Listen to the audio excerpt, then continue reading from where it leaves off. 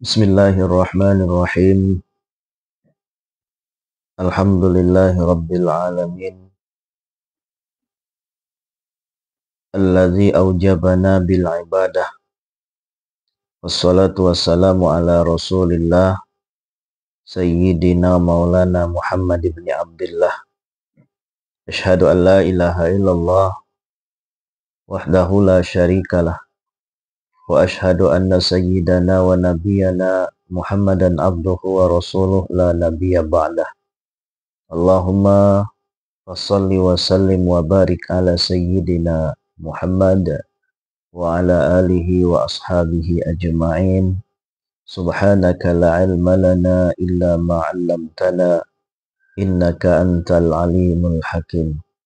Rabbi israh li sadri wa yassir li amri wahlul 'uqdatam min lisani yafqahu qawli waj'al li waziran min akhli amma ba'du. Alhamdulillah, puji syukur kepada Allah Subhanahu wa taala yang masih memberikan kita kesempatan untuk hidup, masih memberikan kita kesempatan untuk dapat beribadah dalam rangka menjalankan tugas kita sebagai hamba-hamba Allah.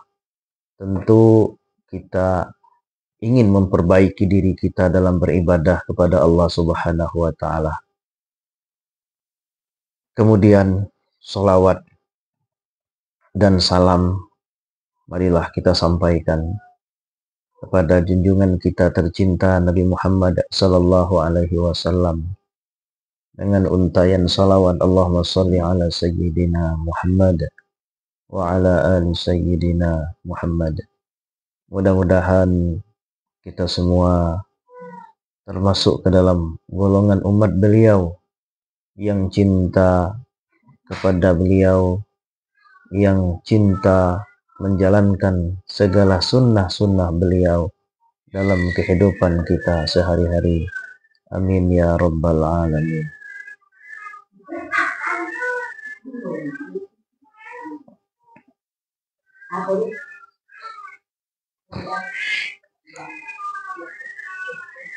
Pada kesempatan ini,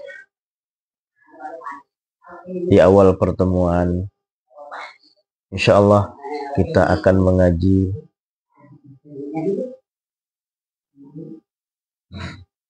bab atau ahkamul wudu, yaitu hukum-hukum dalam berwudu. Bismillahirrahmanirrahim. Wa furudul wudu'i sittatu asya'ah. Fardu wudu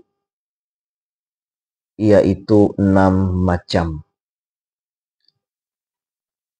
Wudu merupakan salah satu syarat sahnya ibadah sholat kita. Karena ketika kita sholat tanpa berwudu, maka sholatnya kita tidak sah. Lalu apa pengertian wudu? Wudu menurut bahasa artinya yaitu al-hasanu wan nadhafah, keindahan dan kebersihan. Jadi tujuan kita berwudu adalah untuk membersihkan jasmani kita dari hadas kecil maupun dari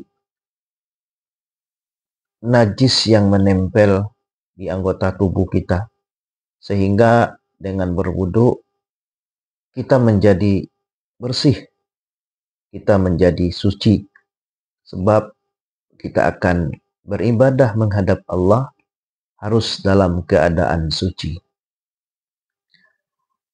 Adapun fardu wudu yaitu ada 6. Ketika 6 syarat ini terpenuhi, maka wudhu kita sah. Dan ketika wudhu kita sah, kita melaksanakan sholat, maka sholat kita pun sah.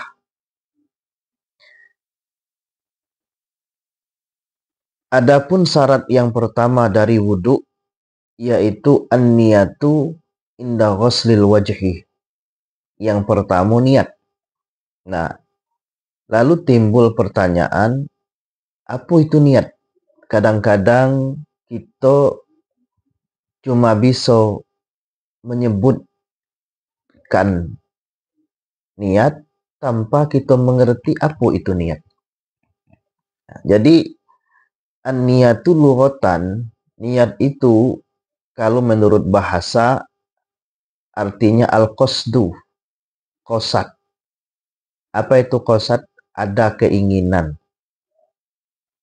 ada maksud, keinginan, maksud, tujuan, itulah niat. Kemudian secara istilah, apa? Qasdu syai'in muqtaranan bi fi'lihi. Qasad secara istilah yaitu berniat untuk mengerjakan sesuatu besertaan dengan perbuatannya. Itu niat. Jadi niat itu mengqasad sesuatu, berkeinginan mengerjakan sesuatu besertaan dengan pelaksanaan perbuatannya.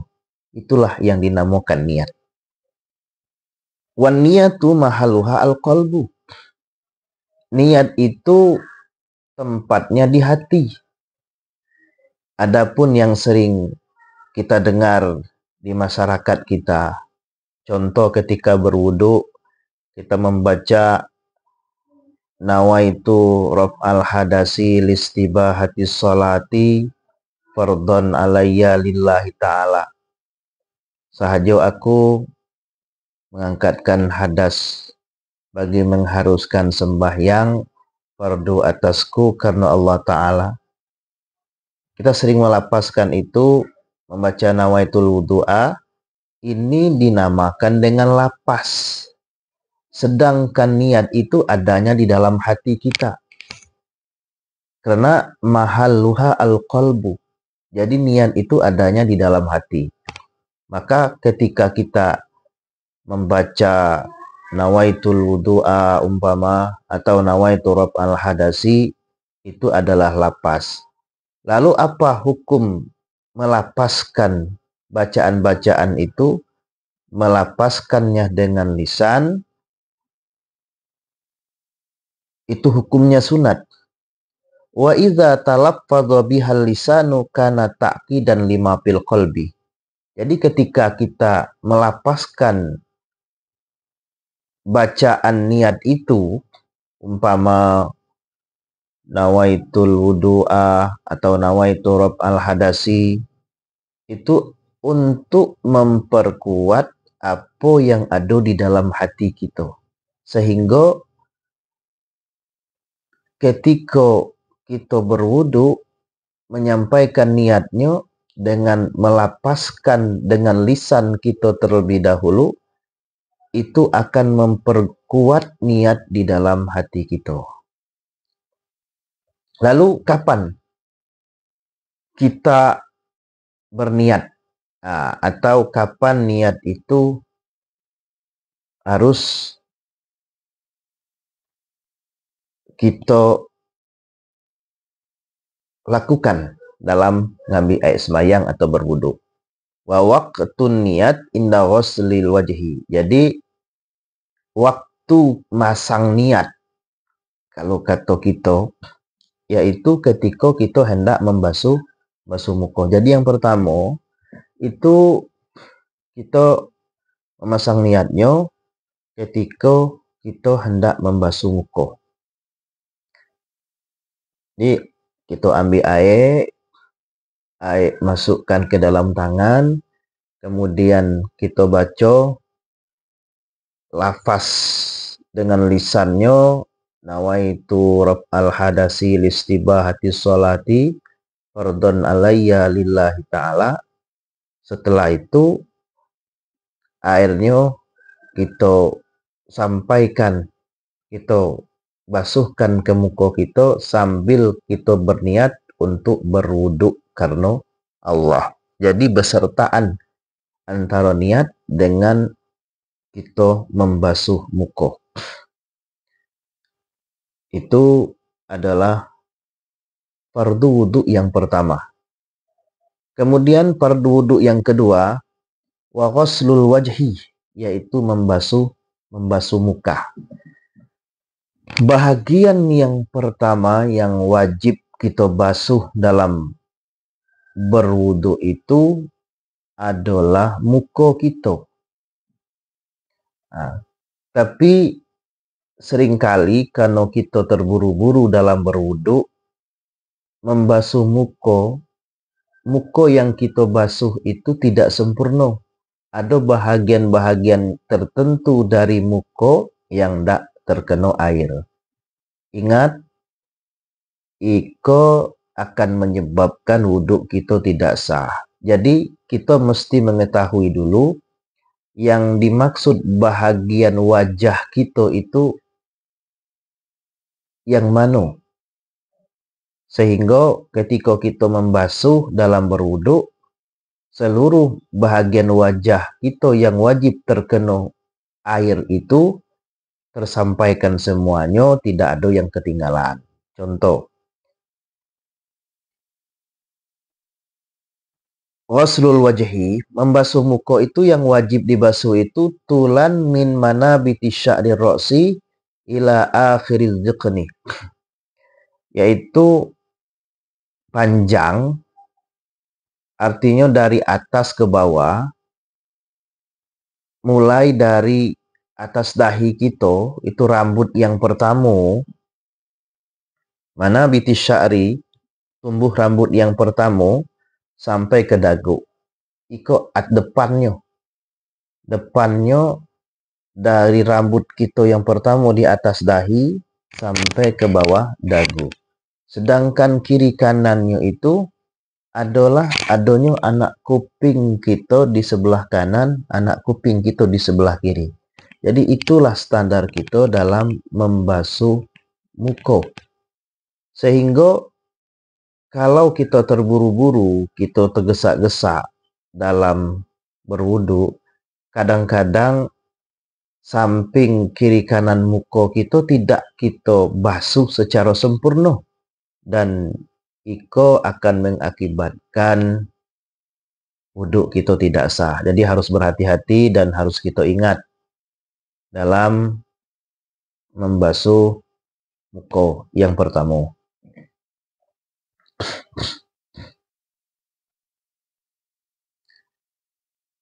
Kemudian fardu wudu yang kedua, ghuslul yadaini ilal mirfaqaini, yaitu membasuh kedua tangan hingga dua siku.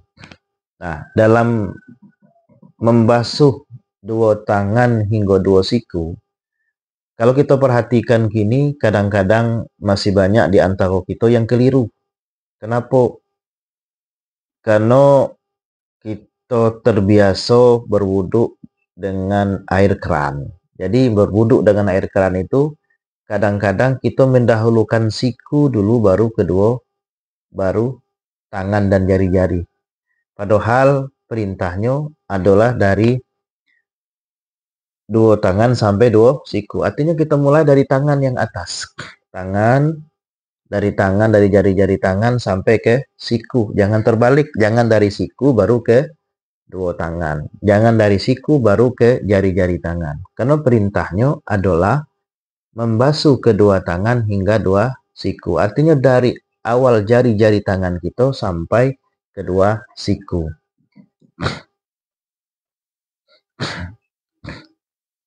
Wa yakunul ghuslu min bidayati atrafil asabi' ila akhiril mirfaqaini.